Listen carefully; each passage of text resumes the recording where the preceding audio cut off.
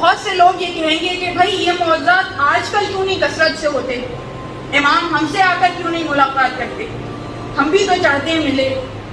تو دیکھیے، ایک تو پہلے جو میں نے آپ کے سامنے پری ریکوزٹس عرض کیے کہ اپنے نفس کو ان کے حوالے کرنا، تقویٰ پیدا کرنا، ان سے ارتباط قائم کرنا، یہ سب چیزیں ہوں گی تب آپ کچھ خواہش کر سکتے ہیں۔ پہلی تو یہ بات ہے۔ دوسری یہ بات ہے کہ 1400 برس میں یہ جو اتنے واقعات، اتنے فضائل معصومین علیہ السلام نے بیان کیے ہیں، یہ پوری تاریخ ہے۔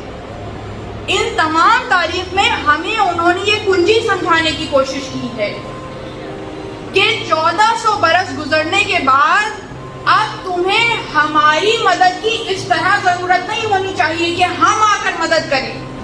تو اب 1400 برس کے بعد ہم اپنے مومنین میں یہ صلاحیت چاہتے ہیں کہ ان تمام فضائل کو دیکھتے ہوئے، سنتے سنتے، بار بار سنتے سنتے تم میں یہ صلاحیت پیدا ہو جائے کہ تم مشکل کشائی کرو، تم دوسروں کی مشکلوں کو حل کرو۔ کس کے صدقے میں؟ مشکل کشا کے صدقے میں۔ یہ نہیں ہم کہہ رہے کہ ہم ان کے برابر آ رہے ہیں، ہم تو ان کی پیر کی دھول کے برابر بھی نہیں، اس خاک کے برابر نہیں ہے جس کو ان کا پیر مس کرے۔ ہم کچھ نہیں، ہم تو ذرہ ہیں، مگر وہ چاہتے ہیں کہ ہم ذرے سے آفتاب ہوں، مگر وہ چاہتے ہیں کہ ہم اپنی عقلوں کو استعمال کریں۔ تو اب وہ یہ چاہتے ہیں کہ ہم اپنی عقلوں کو معراج پہ پہنچائیں، علم کے ذریعے، ان کی سیرت کے ذریعے، اور اس سیرت کو اپنی زندگی میں شامل کرنے کے ذریعے۔ اور یہی پیغام کربلا کا پیغام ہے۔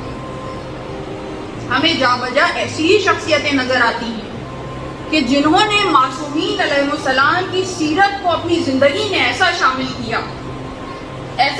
کیا کہ پھر وہ معصوم نہیں تھے، مگر شریعت میں ان کے لیے خاص لفظ ہے، محفوظ عن الخطا۔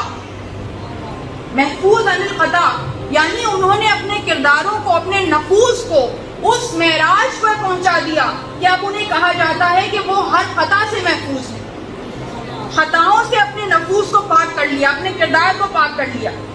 یہ ہمیں کر کے دکھایا، کربلا کے سپاہیوں نے یہ ہمیں کر کے دکھایا۔